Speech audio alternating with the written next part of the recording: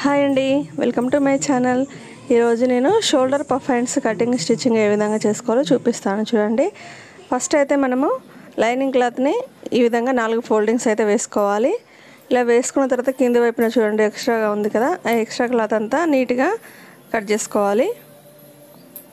ఇలా కట్ చేసుకున్న తర్వాత మనకు బ్లౌజు హ్యాండ్స్ అయితే 9 ఇంచెస్ ఉందండి. మనం ఖర్చుతో కలిపి 10 ఇంచెస్కి అయితే మార్కింగ్ చేసుకోవాలి. చూడండి, ఈ విధంగా 10 ఇంచెస్కి ఇక్కడ కూడా మార్కింగ్ చేసుకోవాలి. ఇలా మార్కింగ్ చేసుకున్న తర్వాత స్ట్రైట్గా ఒక లైన్ అయితే డ్రా చేసుకోవాలి. ఇప్పుడు చంక డౌన్ మార్కింగ్ చేసుకోవాలి. చంక డౌన్ మార్కింగ్ 3 ఇంచెస్కి అయితే చేస్తున్నాను, ఎందుకంటే ఇది నడుము సైజు 30 అండి. 30 నడుము సైజు ఉన్న బ్లౌజు హ్యాండ్స్కి 3 ఇంచెస్ అయితే చంక డౌన్ పెట్టుకోవాలండి. ఇక్కడ 3 ఇంచెస్కి అయితే చంక డౌన్ పెడుతున్నాను. ఇలా స్ట్రైట్గా ఒక లైన్ అయితే డ్రా చేసుకోవాలి. ఇప్పుడు ఆర్మ్ లూజ్ అనేది మనకు 7.5 అండి. 7.5కి ఈ విధంగా మార్కింగ్ చేసుకోవాలి. ఇలా చేసుకున్న తర్వాత మనకు హ్యాండ్స్ లూజ్ ఎంత ఉందో చూసుకోవాలండి. హ్యాండ్ లూజు కొలత బ్లౌజ్లో నుండి నేను చూస్తున్నాను. చూడండి, హ్యాండ్ లూజ్ వచ్చేసి 5 ఇంచెస్ వరకు ఉందండి. ఈ 5 ఇంచెస్ని ఈ కింది వైపున ఈ విధంగా అయితే మార్కింగ్ చేసుకోవాలి. ఇప్పుడు ఈ 2 మార్కింగ్లు కలుపుకుంటూ స్ట్రైట్గా లైన్ అయితే డ్రా చేసుకోవాలి. మిగిలింది 2 ఇంచెస్ అయితే మనం ఎక్స్ట్రాగా కట్ చేసుకోవాలండి. ఇక్కడ నాకు అతుకు అనేది పడుతుంది. ఇప్పుడు హ్యాండ్ కర్వ్ అనేది ఏ విధంగా డ్రా చేసుకోవాలో చెప్తాను. ఫస్ట్ అయితే ఒక 1 ఇంచ్ మార్కింగ్ చేసుకోండి. 1 ఇంచ్ వరకు 1 ఇంచ్ దగ్గర నుండి కిందకి ఈ విధంగా కర్వ్ షేప్ అని డ్రా చేసుకోవాలి. 1 ఇంచ్ వరకు స్ట్రైట్గా ఉంచుకోండి. తర్వాత కిందకి ఈ విధంగా కర్వ్ షేప్ అనేది డ్రా చేసుకోండి. ఇప్పుడు మనకు హ్యాండ్ మార్కింగ్ అనేది కంప్లీట్ అయిపోయింది కదా. ఇప్పుడు మనము పఫ్ కోసం అయితే మార్కింగ్ చేసుకోవాలండి. ఈ పఫ్ కోసము మనము 2 ఇంచెస్ కానీ 2.5 కానీ 3 కానీ మన ఇష్టం తీసుకోవచ్చండి. కొందరు 2 ఇంచెస్ ఇష్టపడతారు, కొందరు 2.5, కొందరు 3 అట్లా ఇష్టపడతారు. నేనైతే ఇక్కడ 2.5 అయితే తీసుకుంటున్నాను. ఇది మీడియం సైజ్ అండి, మరి ఎక్కువగా ఉండదు, మరి తక్కువగా ఉండదు. 2.5 మీడియము. 2.5 పొడవు మార్కింగ్ చేస్తున్నాను. అదేవిధంగా వెడల్పు కూడా 2.5కి మార్కింగ్ చేస్తున్నాను. ఇప్పుడు ఈ 2 మార్కింగ్లను కలుపుకోవాలండి.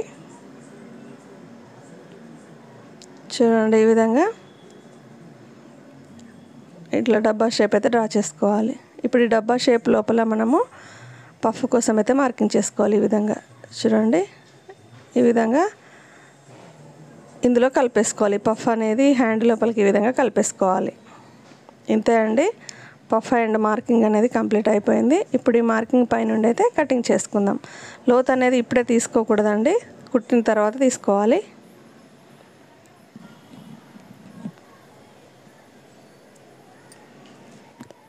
ఈ విధంగా కట్ చేసుకున్న తర్వాత మెయిన్ క్లాత్ ఏ విధంగా కట్ చేసుకోవాలో చూపిస్తాను. చూడండి, ఫస్ట్ అయితే మనం మెయిన్ క్లాత్ని తీసుకొని 4 ఫోల్డింగ్స్ అయితే వేసుకోవాలండి. చూడండి, ఇక్కడ బార్డర్ ఉంది కదా, ఈ పెద్ద బార్డర్ ఉన్న వైపే మనం హ్యాండ్స్ అనేవి తీసుకోవాలండి. చిన్న బార్డర్ ఉన్నది హ్యాండ్స్కి తీసుకోకూడదు. ఈ విధంగా 4 ఫోల్డింగ్స్ అయితే వేసుకోవాలి. ఇలా వేసుకున్న తర్వాత మనం కట్ చేసుకున్న లైనింగ్ క్లాత్ హ్యాండ్స్ ఉన్నాయి కదా, దాన్ని ఇలా పెట్టేసుకొని కొద్దిగా ఒక 1/2 ఇంచు ఎక్స్ట్రాగా ఉండేటట్టుగా అయితే కటింగ్ చేసుకోవాలి. ఇక్కడ మనకు మెయిన్ క్లాత్కి కూడా అతుకులు పడతాయండి. మెయిన్ క్లాత్కి లైనింగ్ క్లాత్కి రెండింటికి అతుకులు అనేటివి వేసుకోవాలి. ఇప్పుడు స్టిచ్చింగ్ ఏ విధంగా చేయాలో చూపిస్తాను. చూడండి, ఫస్ట్ అయితే మనము మెయిన్ క్లాత్ని ఈ విధంగా పెట్టుకొని లైనింగ్ క్లాత్ని దీనిపైన వేసుకొని ఒక కుట్టు అయితే వేసుకోవాలండి. ఒక 1/2 ఇంచు ఖర్చుతో అయితే ఒక కుట్టు వేసుకోవాలి.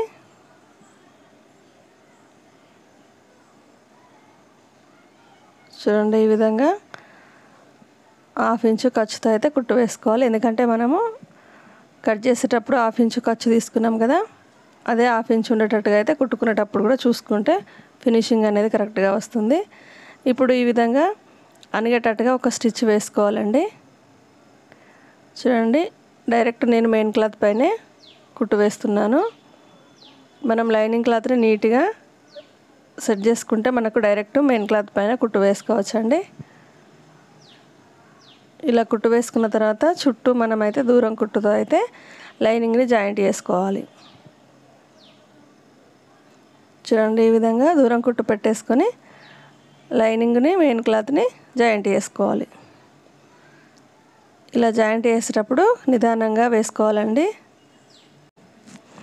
ఎక్కడ కూడా ముడతలు అనేవి రాకుండా నీట్గా లైనింగ్ అనేది జాయింట్ చేసుకోవాలి.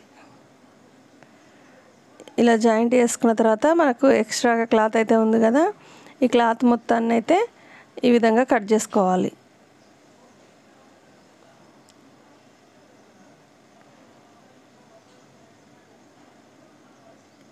లోతు అనేది ఇప్పుడు తీయకూడదండి. మనం పఫ్ హ్యాండ్స్ కుట్టుకుంటాం కదా, కుట్టుకున్న తర్వాత లోతు అనేది తీసుకోవాలి. ఇలా ఎక్స్ట్రా క్లాత్ అంతా కట్ చేసుకున్న తర్వాత చూడండి మిడిల్లో అయితే ఒక టక్స్ వేసుకోవాలి. అదేవిధంగా పఫ్ కోసం కూడా ఒక టక్స్ వేసుకోవాలి. చూపిస్తాను చూడండి. ఇక్కడ మిడిల్లో కరెక్ట్గా మిడిల్ పాయింట్ చూసుకొని ఈ విధంగా టక్స్ వేసుకోండి. అదేవిధంగా పఫ్ కోసం కూడా ఈ విధంగా ఒక టక్స్ వేసుకోండి.